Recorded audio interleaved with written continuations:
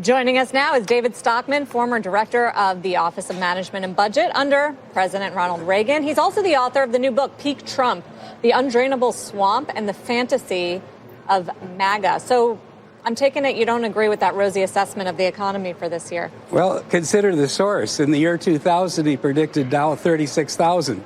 It's 19 years later, we're still waiting. The point is, Trump has got the worst witch's brew of economic policy ever presented since I've been following this since 1970.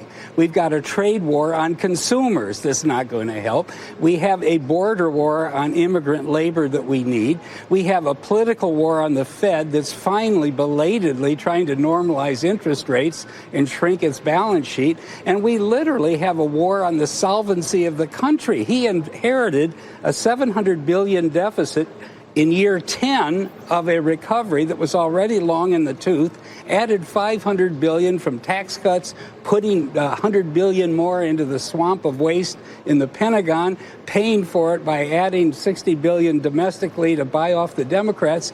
This is insane. This policy will bring down the economy, which is already on its last leg. But David, you can't say that with certainty today. Maybe in hindsight in 2 or 3 years you'll be able to, but so far those tactics are working. The economy has grown faster than people expected when he took office. That's not true. That's spin. That's cherry picking the data.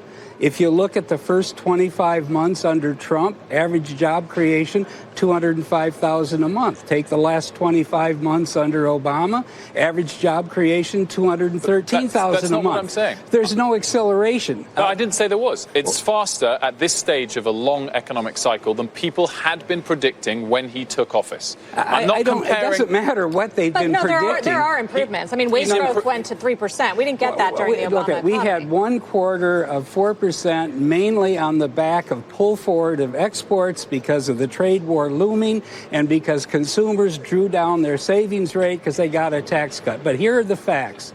If you take the first 9 quarters, including Q1, based on what the New York Fed is now predicting for GDP for Q1, average real final sales in 9 quarters under Trump will be 2.52%.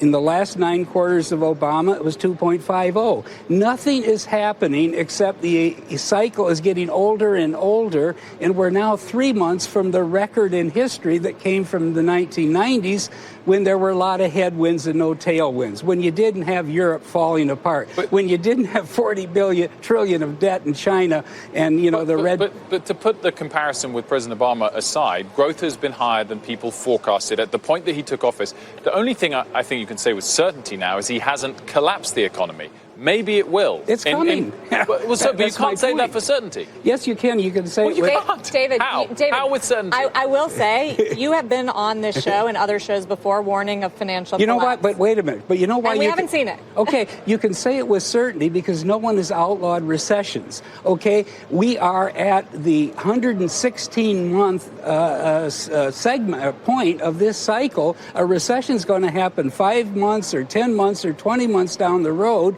And when you have a $1.2 trillion deficit on the eve of a recession at the top of the cycle, you're going to have a $2 trillion deficit when the revenue collapses. Now, the only thing you're saying, and I have to just say this point about the fantasy land down here in the stock market, is that somehow we're going to escape a recession for years and years and years, and we're going to keep adding to this debt, and the Fed is going to normalize interest rates and shrink their balance sheet, and nothing bad is going to happen. That's delusional. The only people who are as delusional as Trump, who is totally delusional, I think, are the people down in the stock market. What about Larry Kudlow? You hired him in the Reagan administration. And back then he was sound. He believed in sound money and balanced budgets. Today, he wants the Fed to print money.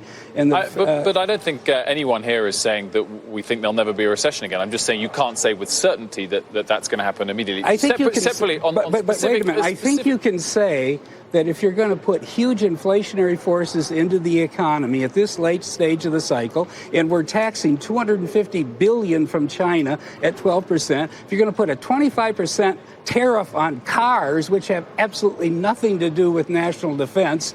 If you're going to borrow all this money when the Fed is shrinking the balance sheet, you are asking for a collision. I don't know what day or month is going to occur, but the policy is guaranteed to produce a blow-up. David, very quickly, because we're out of time. On the flip side, 70% top income rate tax or a big wealth tax, is that the way to balance the budget? Of course not. The way to balance the budget is to drain the swamp at the Pentagon and cut $100 billion out of the Pentagon, reform entitlements, take the wealthy people off Social Security and Medicare, and stop all this wasteful domestic spending. That's what you should do. Trump wants to do none of it.